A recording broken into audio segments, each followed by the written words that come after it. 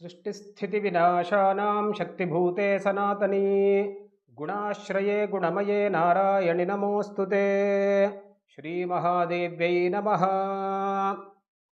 ಒಟ್ಟಾರೆಯಾಗಿ ಸ್ವಲ್ಪ ಮಟ್ಟಿಗೆ ಕಷ್ಟದ ಸಮಯ ಮತ್ತು ಕೈಗೆ ಬಂದ ತುತ್ತು ಬಾಯಿಗೆ ಬರೋದಿಲ್ಲ. ಇದು ಈ ಆಗಸ್ಟ್ ತಿಂಗಳಲ್ಲಿ ಧನುರಾಶಿಯವರಿಗೆ ಆಗುವಂಥ ಒಂದು ಪರಿಸ್ಥಿತಿ ಅಂತ ನಾವು ಹೇಳಬಹುದು. ವೀಕ್ಷಕರೇ, ತಮಗೆಲ್ಲರಿಗೂ ನಮಸ್ಕಾರಗಳು. ಒಂದು ವೇಳೆ ನಮ್ಮ ಚಾನಲನ್ನು ಸಬ್ಸ್ಕ್ರೈಬ್ ಮಾಡದೇ ಇದ್ದರೆ ಚಾನಲನ್ನು ಸಬ್ಸ್ಕ್ರೈಬ್ ಮಾಡಿ, ಬೆಲ್ ಐಕಾನನ್ನು ಪ್ರೆಸ್ ಮಾಡಿ. ಅಂದರೆ ಈ ದತ್ತ ಚೈತನ್ಯ ಫೌಂಡೇಶನ್ನಲ್ಲಿ ನೀವು ಅನೇಕ ಉಪಯುಕ್ತವಾದಂಥ ಮಾಹಿತಿಗಳನ್ನು ನೀವು ನೋಡಲಿಕ್ಕೆ ಸಾಧ್ಯತೆ ಇರುತ್ತೆ.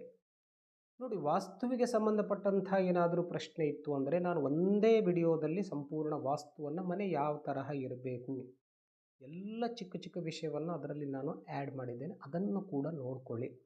ಇನ್ನು ಕುಜದೋಷವನ್ನು ಯಾವ ರೀತಿಯಾಗಿ ಪರಿಹಾರ ಮಾಡಿಕೊಳ್ಬೇಕು, ಕುಂಭ ವಿವಾಹದ ಬಗ್ಗೆ ಏನಾದರೂ ಪ್ರಶ್ನೆ ಇದೆಯಾ, ಅದನ್ನು ಕೂಡ ನೀವು ನಮ್ಮೊಂದಿಗೆ ಚರ್ಚಿಸಬಹುದು. ಸಾಯಂಕಾಲ 6 ಗಂಟೆಯಿಂದ 9 ಗಂಟೆವರೆಗೆ ಬೇಕಾದರೆ ಕಾಲ್ ಮಾಡಿ, ನಿಮ್ಮ ಪ್ರಶ್ನೆಗೆ ಉತ್ತರವನ್ನು ಕೊಡುತ್ತೇವೆ. ಇದೊಂದು ಸ್ವಲ್ಪ ಮಟ್ಟಿಗೆ ಪೇಯ್ಡ್ ಸರ್ವೀಸ್ ಅಂತ ಹೇಳ್ಬೋದು.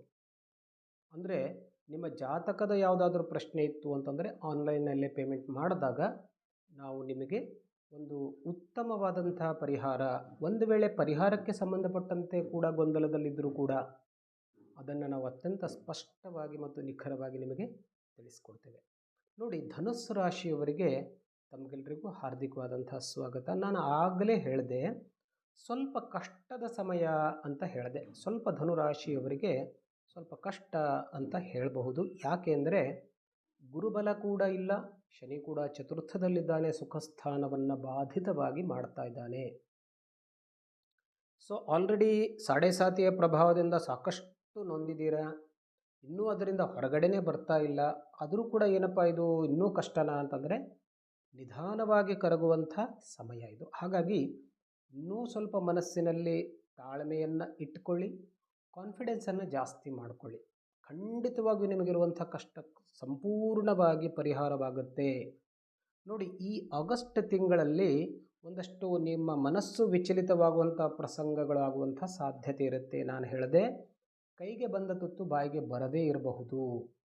ಬಹಳಷ್ಟು ಪ್ರಯತ್ನ ಮಾಡಿ ಏನೋ ಒಂದು ವಿಷಯದಲ್ಲಿ ಮುಂದುವರಿಲಿಕ್ಕೆ ಹೋಗ್ತಾ ಇರ್ತೀರ, ಇನ್ನೇನು ಕೆಲಸ ಆಗಬೇಕು ಅಂತ ಅನ್ನೋದರಲ್ಲಿ ಆ ಕೆಲಸ ಕೆಟ್ಟು ಹೋಗುತ್ತೆ, ಆ ಕೆಲಸ ಆಗೋದೇ ಇಲ್ಲ. ಸೊ ಸ್ವಲ್ಪ ಮಾನಸಿಕ ತಯಾರಿಯನ್ನು ಆ ಥರವಾಗಿ ಮಾಡಿಕೊಂಡ್ರೆ ನಿಮಗೆ ಖಂಡಿತವಾಗಿಯೂ ವಿಶೇಷವಾಗಿ ಬೇಜಾರಾಗೋದಿಲ್ಲ. ಇದನ್ನೇ ನಾವು ಮುಂಚಿತವಾಗಿ ಹೇಳ್ತಾ ಇರೋದು. ಸೊ ಎಕ್ಸ್ಪೆಕ್ಟೇಷನ್ಸನ್ನು ಕಡಿಮೆ ಮಾಡಿಕೊಳ್ಳಿ. ಈ ಕೆಲಸ ಖಂಡಿತವಾಗಿಯೂ ಆಗೇ ಆಗುತ್ತೆ, ಬಹಳ ವಿಶ್ವಾಸದಿಂದ ಮುಂದುವರಿರಿ, ಪ್ರಶ್ನೆ ಇಲ್ಲ. ಯಾಕೆ ಅಂದರೆ ಯಾವುದೇ ಕೆಲಸ ಇರಬಹುದು ಅಥವಾ ಯಾವುದೇ ಗ್ರಹದೋಷ ಇರಬಹುದು, ಪ್ರಯತ್ನವಾದಿಗಳಿಗೆ ಯಾವುದೂ ಅಡ್ಡ ಬರೋದಿಲ್ಲ. ಆ ಭಗವಂತ ನಿಮಗೆ ಸಾಥ್ ಕೊಟ್ಟರೆ ಯಾವುದೇ ಗ್ರಹ ಇರಬಹುದು, ಇವತ್ತು ಗುರು ಇರಬಹುದು ಅಥವಾ ಶನಿ ಇರಬಹುದು ಅಥವಾ ರಾಹು ಇರಬಹುದು, ಇದು ಯಾವುದೇ ರೀತಿಯ ತೊಂದರೆ ಕೊಡದೇ ಇರಲಿಕ್ಕೂ ಕೂಡ ನಿಮಗೆ ಸಾಧ್ಯತೆ ಇರುತ್ತೆ. ಹಾಗಾಗಿ ನಿಮ್ಮ ಎಲ್ಲ ಕೆಲಸಗಳಲ್ಲೂ ಮನಃಪೂರ್ತಿಯಾಗಿ ಪ್ರಯತ್ನವನ್ನು ಮುಂದುವರಿಸಿ, ಆ ಭಗವಂತನ ಅನುಗ್ರಹ ಖಂಡಿತವಾಗಿಯೂ ಇರುತ್ತೆ. ಆತ್ಮವಿಶ್ವಾಸದಿಂದ ಮುಂದುವರಿಯಿರಿ, ತಾಳ್ಮೆಯನ್ನು ವಹಿಸಿ ಅಂತ ನಾವು ಈ ಪ್ರಸಂಗದಲ್ಲಿ ಹೇಳ್ತೇನೆ. ನೋಡಿ, ಇದರ ಜೊತೆಗೆ ಒಂದು ಸ್ವಲ್ಪ ಮಟ್ಟಿಗೆ ಶತ್ರುತ್ವವನ್ನು ಉಪಾಯವಾಗಿ ಪರಿಹರಿಸಿಕೊಳ್ಳಿ. ನೋಡಿ, ಯಾವುದರ ಜೊತೆಗೆ ಜಗಳ ಆಯಿತೋ, ನಿಮ್ಮ ದಾಯಾದಿಗಳಲ್ಲಿರಬಹುದು, ವ್ಯವಸಾಯ ಉದ್ಯೋಗದಲ್ಲಿರಬಹುದು, ಯಾವುದೇ ರೀತಿಯ ತೊಂದರೆ ಆದರೂ ಕೂಡ ಅದನ್ನು ಈ ಒಂದು ತಿಂಗಳು ಉಪಾಯವಾಗಿ ಪರಿಹರಿಸಿಕೊಳ್ಳಿ. ವಿಶೇಷವಾಗಿ ಈ ಜಗಳಗಳನ್ನು ಬೆಳೆಯಲಿಕ್ಕೆ ಬಿಡಬೇಡಿ, ಅದರಿಂದ ನಿಮಗೆ ಒಳ್ಳೆಯ ಲಾಭ ಸಿಗುವಂಥ ಸಾಧ್ಯತೆ ಇರುತ್ತೆ. ಅದು ನಿಮಗೆ ಅನುಕೂಲಕರವಾಗಿ ಪರಿಣಮಿಸುತ್ತೆ. ದಾಂಪತ್ಯ ಜೀವನದಲ್ಲೂ ಕೂಡ ವಿಶೇಷವಾಗಿ ಅನಾವಶ್ಯಕವಾಗಿ ಕಲಹ ಉಂಟಾಗುವಂಥ ಸಾಧ್ಯತೆ. ಸೊ ವಾದ ವಿವಾದವನ್ನು ಕಡಿಮೆ ಮಾಡಿಕೊಳ್ಳಿ. ಒಂದು ಸ್ವಲ್ಪ ನೀವು ಮನಸ್ಸನ್ನು ಕಂಟ್ರೋಲ್ ಮಾಡ್ಕೊಂಡ್ಬಿಟ್ಟು ಮಾತಿಗೆ ಮಾತನ್ನು ಬೆಳೆಸದೆ ಇದ್ದುಕೊಂಡ್ರೆ ಅದು ಸ್ವಲ್ಪ ಮಟ್ಟಿಗೆ ಸ್ವಲ್ಪದರಲ್ಲೇ ಶಮನವಾಗುವಂಥ ಸಾಧ್ಯತೆ. ಸೊ ಈ ವಿಚಾರವನ್ನು ನಾವು ಮುಂಜಾಗ್ರತೆಯಾಗಿ ತೆಗೆದುಕೊಳ್ಳಬಹುದು. ಇನ್ನು ಸ್ವಲ್ಪ ವ್ಯಾಪಾರ ಅಥವಾ ಉದ್ಯೋಗ, ಇದರಲ್ಲಿ ಸ್ವಲ್ಪ ಹಿರಿಯರಿಂದ ಸಹಕಾರವನ್ನು ತೆಗೆದುಕೊಳ್ಳಿ, ಹಿರಿಯರ ಸಲಹೆಯನ್ನು ಕೇಳಿ. ನಿಮ್ಮ ಅಣ್ಣ ತಮ್ಮಂದಿರಿರಬಹುದು, ತಂದೆ ತಾಯಿ ಇರಬಹುದು, ನಿಮ್ಮ ಉದ್ಯೋಗ ಇರಬಹುದು, ವಿದ್ಯಾಭ್ಯಾಸ ಇರಬಹುದು, ಅಲ್ಲೇನಾದರೂ ನಿಮಗೆ ಕ್ಲಿಷ್ಟ ಪರಿಸ್ಥಿತಿ ಉಂಟಾಯಿತು ಅಂತಂದರೆ ಹಿರಿಯರ ಸಹಕಾರವನ್ನು ತೆಗೆದುಕೊಳ್ಳಿ, ಅದರಂತೆ ಮುಂದುವರಿಯಿರಿ. ಅಂದರೆ ಈ ತಿಂಗಳು ಯಾವುದೇ ಒಂದು ಕೆಲಸವನ್ನು ಮಾಡಬೇಕಾಯಿತು ಅಂತಂದರೆ ಸ್ವಲ್ಪ ನಿಮ್ಮ ಆಪ್ತರಲ್ಲಿ ಸಮಾಲೋಚಿಸಿ ಕೆಲಸಗಳನ್ನು ಮಾಡಿಕೊಳ್ಳಿ. ಮತ್ತು ವಿಶೇಷವಾಗಿ ಈ ವಾಹನಾದಿಗಳಿಂದ ಜಾಗ್ರತೆಯನ್ನು ವಹಿಸಿ. ಸ್ವಂತ ವಾಹನ ಇರಬಹುದು ಅಥವಾ ಬೇರೆ ವಾಹನ ಇರಬಹುದು, ವಾಹನವನ್ನು ಚಲಾಯಿಸುವಾಗಿರ್ಬೋದು ಅಥವಾ ರಸ್ತೆ ಮೇಲೆ ನಡೆದು ಹೋಗುವಾಗಿರ್ಬೋದು, ಸ್ವಲ್ಪ ವಾಹನಾದಿಗಳಿಂದ ಜಾಗ್ರತೆಯನ್ನು ವಹಿಸಿ. ಅದರಿಂದಲೂ ಕೂಡ ಉಂಟಾಗುವಂಥ ಅನಾಹುತವನ್ನು ನೀವು ತಪ್ಪಿಸ್ಕೊಳ್ಳಿಕ್ಕೆ ಸಾಧ್ಯತೆ ಇರುತ್ತೆ. ಈ ಒಂದು ತಿಂಗಳು ನೀವು ಸ್ವಲ್ಪ ರಾಹುದೋಷಕ್ಕೆ ಸಂಬಂಧಪಟ್ಟಂಥ ಪರಿಹಾರವನ್ನು ಮಾಡಿಕೊಳ್ಳಿ. ಅರ್ಧಕಾಯಮ್ಮ ಮಹಾವೀರ್ಯಮ್ಮ ಚಂದ್ರಾದಿತ್ಯವಿಮ ಸಿಂಹಿಕಾ ಗರ್ಭಸಂಭೂತಂ ತಂ ರಾಹುಂ ಪ್ರಣಮಾಮ್ಯಹಂ. ರಾಹುದೋಷ ಪರಿಹಾರಕ್ಕೆ ಉಪಾಯವನ್ನು ಮಾಡಿಕೊಳ್ಳಿ. ಈ ಮಂತ್ರವನ್ನು ಹೇಳ್ಕೊಳ್ಳಿ.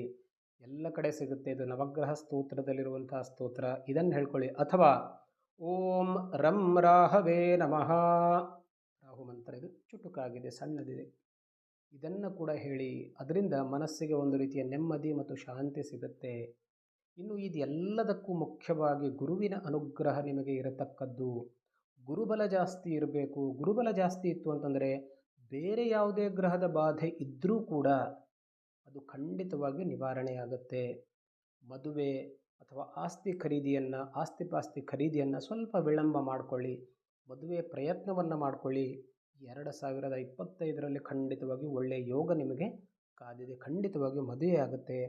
ಹಾಗಾಗಿ ಗುರುದೋಷ ಪರಿಹಾರಕ್ಕಾಗಿ ಒಂದಷ್ಟು ಕಡ್ಲಿಬೇಳೆಯನ್ನು, ಅದರಲ್ಲಿ ಒಂದು ಸ್ವಲ್ಪ ಬೆಲ್ಲವನ್ನು ಸೇರಿಸಿ ಹಸುವಿನ ಪೂಜೆಯನ್ನು ಮಾಡಿ ಹಸುವಿಗೆ ತಿನ್ನಲಿಕ್ಕೆ ಕೊಡಿ. ಅದರಿಂದ ಗುರು ಸಂತುಷ್ಟನಾಗಿ ನಿಮಗೆ ಅನುಗ್ರಹವನ್ನು ಮಾಡ್ತಾನೆ. ಗುರುಬಲ ಹೆಚ್ಚಾಗುತ್ತೆ. ಕೆಲಸ ಕಾರ್ಯಗಳಲ್ಲಿ ಆಗುವಂಥ ವಿಳಂಬ, ತೊಂದರೆ ಖಂಡಿತವಾಗಿಯೂ ಪರಿಹಾರ ಆಗುತ್ತೆ. ಖಂಡಿತವಾಗಿಯೂ ನಿಮಗೆ ಒಳ್ಳೆಯದಾಗುತ್ತೆ, ಯಾವುದೇ ಸಂಶಯ ಇಲ್ಲ. ದತ್ತಾತ್ರೇಯನ ಅನುಗ್ರಹ ಸದಾಕಾಲ ತಮ್ಮ ಮೇಲಿರಲಿ ಅಂತೇಳಿ ಪ್ರಾರ್ಥಿಸ್ತೇನೆ. ಮತ್ತೆ ಭೇಟಿಯಾಗೋಣ.